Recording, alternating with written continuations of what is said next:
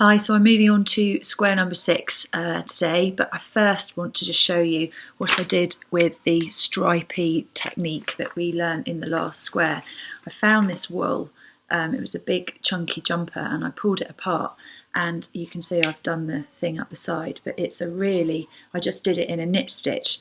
But I'm going to turn this into a snood, and I'm really pleased with it. It hasn't cost me an incredible amount. It was my mother-in-law who said just take a really nice chunky jumper in the charity shop, give it a good wash, and then just pull it apart, and the wool is so much cheaper than buying it directly.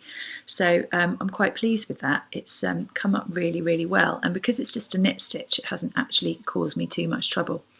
So now I'm going to move on to the white one. Looking at the whole bobble thing, I think I'm going to really have to concentrate on this one because there's a lot of counting according to the instructions.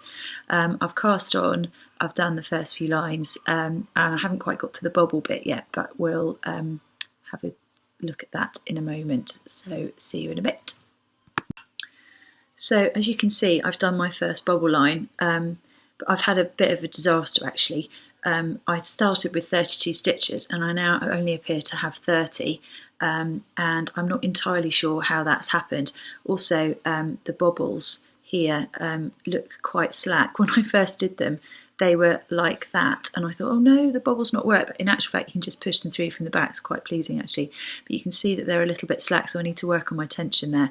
As to how I've got 30 stitches, I suspect it's something to do with not counting when you reverse it and you purl it and then you knit it and then you knit into the back and look into the front. So anyway, I've already done one row and then I got to the second row, and that was when I realised, so I've pulled right back to here and I'm still only on 30 stitches.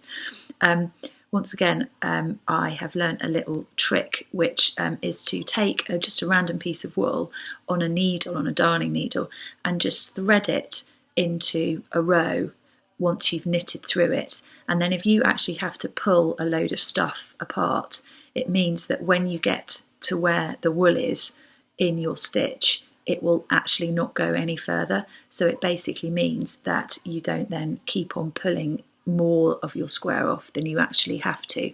A friend told me that, and it's actually been really helpful because I've pulled back to here, and I think I might be able to rescue it now. It's very frustrating, but that's just my fault for not counting. So my tip is here, make sure you count and just keep checking at the end of every line that you've got 32 stitches, because I'd gone a long way along before I'd realised that I'd got 30 stitches instead of 32.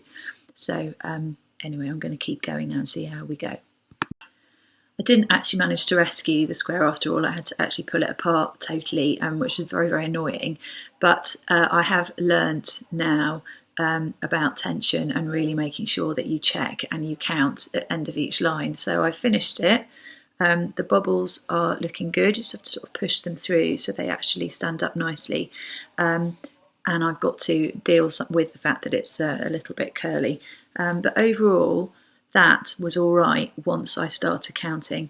Little tip, when you get up to go make a cup of tea or put the kids to bed, which is what my fate was, make sure you mark down where you are because you think you're going to remember and then you come back. And if you're like me, you just don't. And that was my downfall on this square. I like this. This could be a potential scarf. I'm going to have so many scarves by the end of this season. I really like the bobbles though. I think that could be a really nice effect on some kind of cushion, a cushion cover. So once again, friends, look out. This could be winging your way in a cushion type affair. So onwards and upwards.